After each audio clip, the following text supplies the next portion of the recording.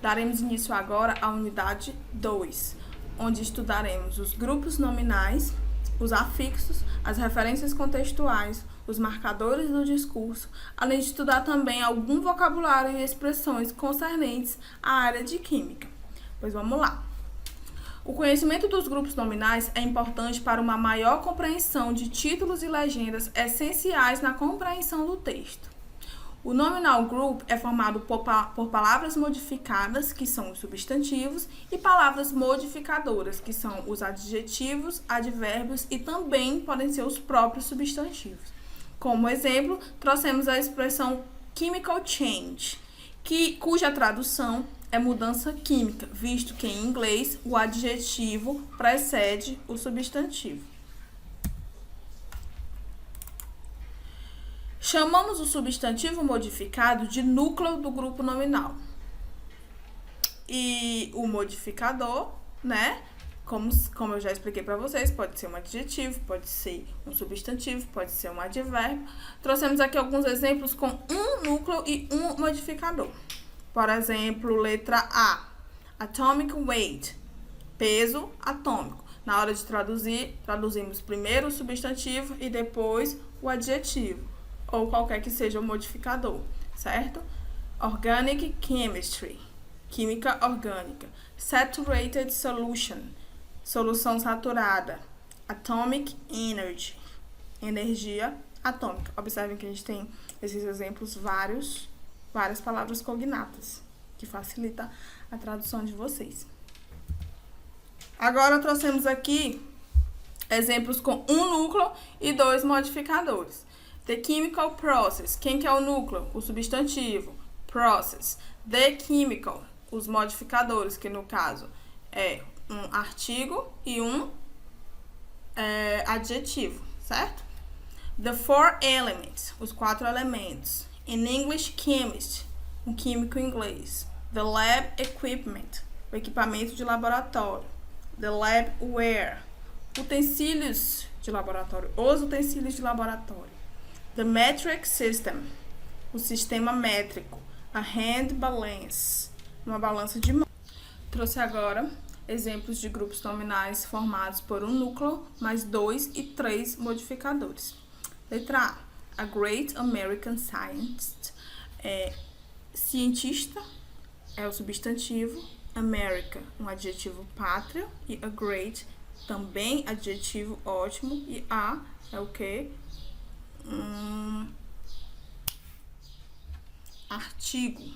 Artigo indefinido, certo? Vamos lá. Letra B, the most popular compound. Letra C, a young Brazilian physician, o composto mais popular. Um jovem físico brasileiro. Letra D, a great number of European alchemists.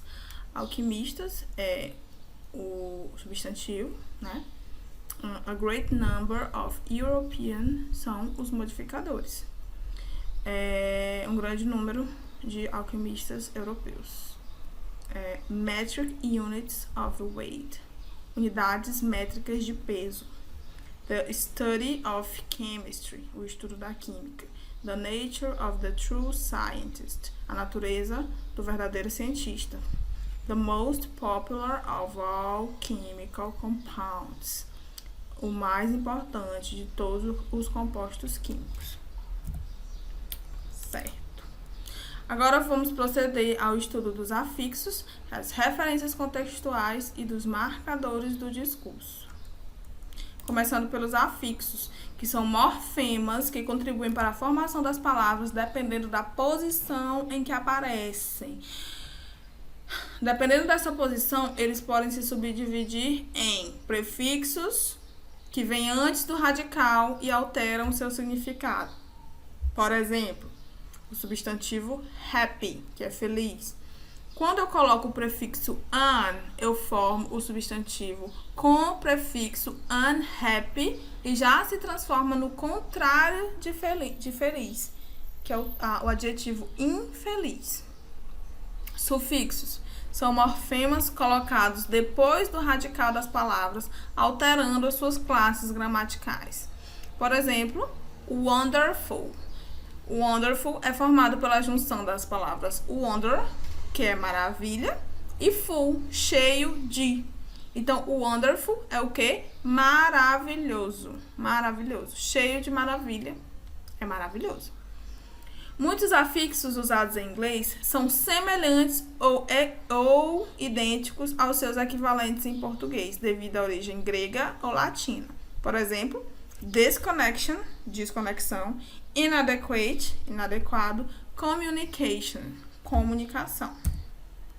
Os principais prefixos, eu trouxe aqui 4 exemplos dos prefixos mais usados em inglês, que são os que a gente mais encontra nos textos por aí.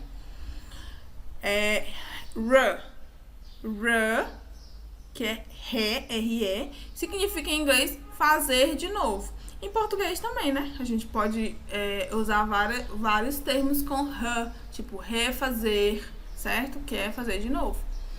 Em inglês, temos alguns exemplos como replay, rebuild, remake, refill, recall. Play é tocar, replay é tocar de novo. Também é um termo que a gente usa no português, né? Um termo que a gente aportuguesou, digamos assim. Rebuild, reconstruir. Remake, refazer. Refill a gente também usa, né? Reencher. Recall, também usamos bastante. É ligar de novo, religar.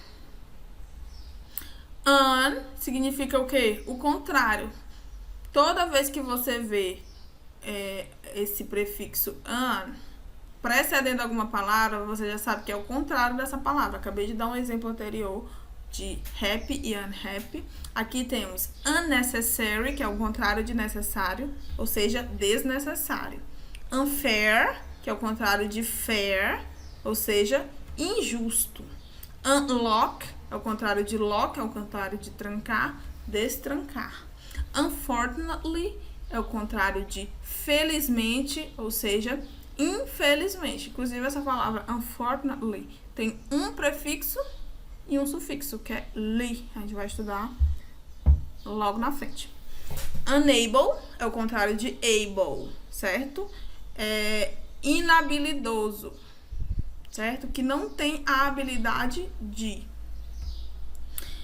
This também significa o contrário, certo? Dislike, desgostar. Disagree, discordar. Disappear, desaparecer. Disable, também, que não tem a habilidade. Dishonest, desonesto.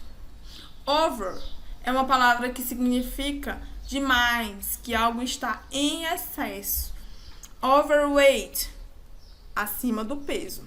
Overdose, uma palavra que também a gente usa muito em português, só que a gente pronuncia como overdose, né? Alguém que tomou uma dose acima do que deveria. Então, ela tomou uma dose em excesso. Overbook, muitas reservas. A gente também usa bastante esse termo. Quando, por exemplo, em um avião houve mais reservas do que lugares disponíveis. A gente fala que houve um overbooking, ou seja, um excesso de reservas. Oversleep. Sleep é dormir. Então, quando alguém oversleeps, a pessoa dormiu demais, dormiu em excesso. Agora vamos aos principais sufixos. Trouxe aqui para vocês também 4 exemplos dos mais utilizados. Full, que é cheio de. Toda vez que você vê esse sufixo, ele significa, como eu dei no exemplo lá anterior, wonderful, né? Cheio de maravilha, maravilhoso. Beautiful, beauty é beleza, então cheio de beleza, bonito. Charmful, cheio de charme, charmoso. Useful, útil, cheio de utilidade, né? Thankful, cheio de gratidão, estou grato. Careful, cheio de cuidado, cuidadoso. Joyful, cheio de alegria, alegre. Less significa sem.